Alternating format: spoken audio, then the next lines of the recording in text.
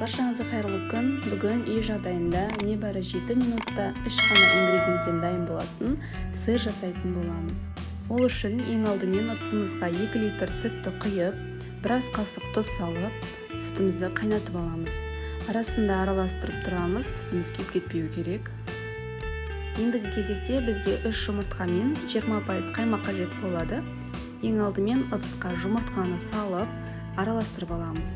Одан кейін 200 грамм қаймақты қосып, екеуін араластырып, қайнап жатқан сүтімізге құямыз.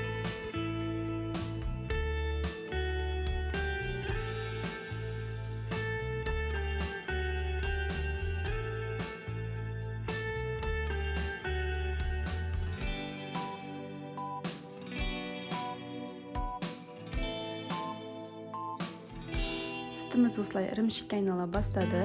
Енді отты өшіріп, ірімшікті марлыға сүзіп алатын боламыз.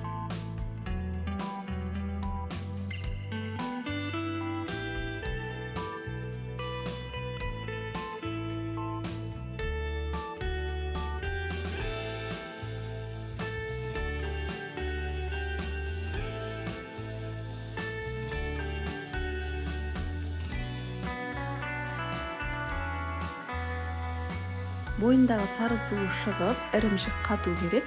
Ол үшін мен осындай үй жағдайында пластик ыдыстың түбін кесіп алдым. Ол бізге ірімшіктің формасын келтіру үшін қажет болады. Осы ыдысқа орналастырып, үстіне міндетті түрде ауыр затты қойып, бір күнге қалдырамыз. Бір күн өтті, біздің сырымыз дайын болды.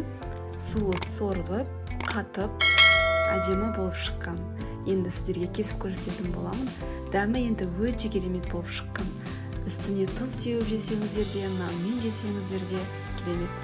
Жасап көріңіздер, сіздерге ұнайтынына сенімдімін. Міндетті түрде жасауға кеңес беремін. Рецепт ұнап жатса, мені қолдап, каналыма тіркелуді ұмытпаңыздар.